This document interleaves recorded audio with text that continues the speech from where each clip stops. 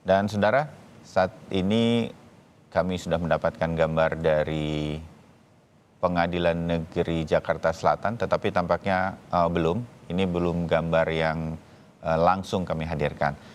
Untuk mengetahui situasi di Pengadilan Negeri Jakarta Selatan, kita langsung saja akan menyimak laporan terkini dari jurnalis Kompas TV yang sudah berada di sana sejak pagi hari tadi, Tifal Solesa.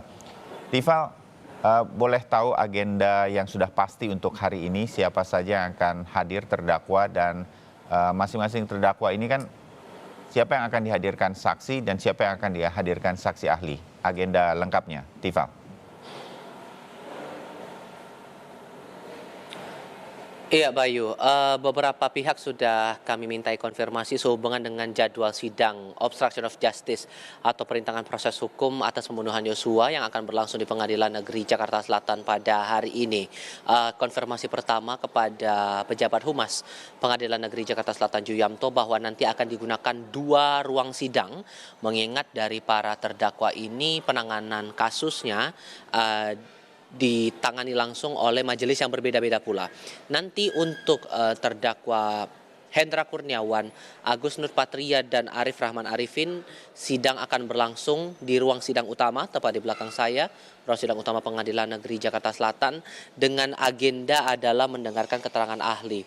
Konfirmasi terakhir dari tim penasihat hukum Hendra Kurniawan, baik itu Henry Yosodiningrat maupun juga Ragado Yosodiningrat, kepada kami pagi ini disebutkan bahwa akan ada ahli ITE, ahli laboratorium forensik, dan ahli pidana yang bakal dihadirkan oleh jaksa penuntut umum. Namun untuk saat ini kami masih menunggu konfirmasi nama-nama siapa-siapa saja yang bakal dihadirkan jaksa sebagai saksi untuk ketiga terdakwa ini, nanti bakal berlangsung di ruang sidang utama. Sementara untuk 2 terdakwa lainnya, yakni Baikuni Wibowo dan Cok Putranto, sidang akan berlangsung nanti di ruang sidang 3 Pengadilan Negeri Jakarta Selatan, dengan agenda yang sudah kami konfirmasi tadi kepada Junadi Saibih selaku penasihat hukum dari Baikuni Wibowo. Akan ada keterangan dari ahli pidana dan ahli ITE dari jaksa penuntut umum, serta kabar terakhirnya adalah juga mendengarkan keterangan saksi mahkota yang juga berstatus sebagai terdakwa dalam kasus ini, yakni Cuk Putranto. Nantinya juga akan bersaksi di persidangan. Konfirmasi terakhir untuk nama yang kami terima terakhir kali dari Junaizi Saibih sehubungan dengan ahli ITE yang bakal dibawa jaksa penuntut umum di muka sidang nanti atas nama Roni. Sejauh ini untuk agenda sidang masih tetap sama jadwalnya, setidak-tidaknya atau biasanya berlangsung pada pukul 10 waktu Indonesia bagian Barat, dan sifatnya terbuka untuk umum. Jadi kita bakal tunggu proses persidangan yang berlangsung nanti saat nanti sudah dimulai dan masing-masing akan melaksanakan jalannya sidang di ruang yang sudah saya sebutkan tadi di awal. Apakah kemudian bakal berlangsung secara bersamaan atau tidak, tergantung lagi kepada kebijaksanaan dari hakim dan tergantung dari kesiapan semua pihak yang akan bersidang, baik itu dari tim penasihat hukum maupun juga dari jaksa penuntut umum yang menghadirkan para saksi dan juga ahli di setiap persidangan. Kita coba ingat lagi dalam persidangan yang terakhir kali dihadapi oleh para terdakwa ini pada pekan lalu.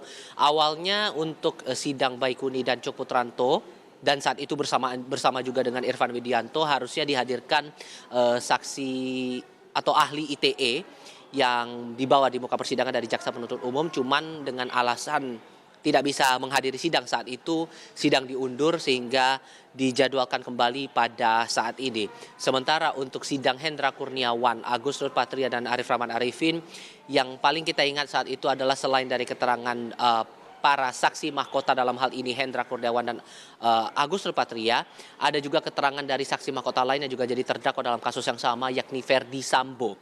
Verdi Sambo pada pekan lalu sempat memberikan keterangan. Tadi Bayu juga sudah menyampaikan beberapa poin pentingnya. Cuman yang menjadi menarik di sini adalah pernyataan Verdi Sambo yang sangat percaya diri akan skenario yang dibuatnya, dengan beberapa poin pertimbangan ataupun juga menjadi alasan mengapa ia bisa percaya diri atas skenario tembak menembak yang dibuat ini bisa kemudian dikemukakan begitu untuk menutupi insiden penembakan terhadap Nofriansah Yosua Huta Barat di Kompleks Polri Duren 3 Jakarta Selatan.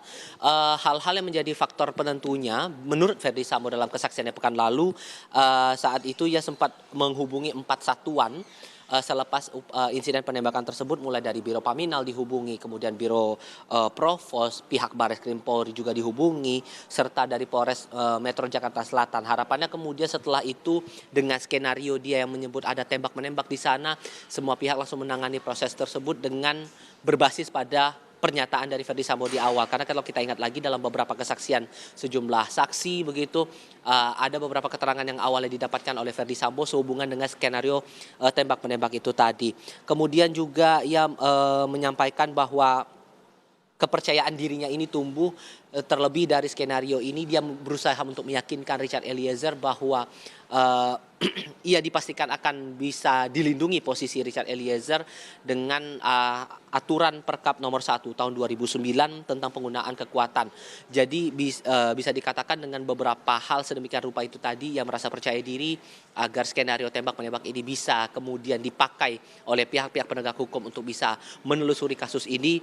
Namun pada akhirnya semua akhirnya melenceng dari perkiraan, melenceng dari ekspektasi dari Ferdy Sambo, dan dia mengakui bahwa seluruh skenario yang ia buat, skenario tembak-menembak itu terutama semua berdasarkan pada emosi yang saat itu masih menguasai dirinya saat mengetahui penjelasan dari sang istri Putri Chandrawati bahwa ada dugaan pelecehan seksual yang terjadi terhadap Putri Chandrawati di Magelang, Jawa Tengah. Selain itu, Ferdy Sambo juga menyebut bahwa sengaja tidak memberitahukan isi rekaman CCTV di Kompleks Polri Duren 3 Jakarta Selatan ini kepada Hendra Kurniawan karena ada kekhawatiran nantinya Hendra tidak patuh pada perintah yang disampaikan Ferdy Sambo sehubungan dengan mengamankan rekaman CCTV itu tadi. Nah, bagaimana kemudian keterangan ahli dan juga saksi ini bakal mempengaruhi posisi para terdakwa nantinya dalam kasus obstruction of justice ini bakal kita tunggu nanti setidak-tidaknya pada pukul 10 pagi ini, Bayu. Baik, Tival Solesa, terima kasih laporan Anda untuk hari ini dari Pengadilan Negeri Jakarta Selatan. Kami masih akan kembali ke Anda nanti menjelang jalannya sidang mungkin.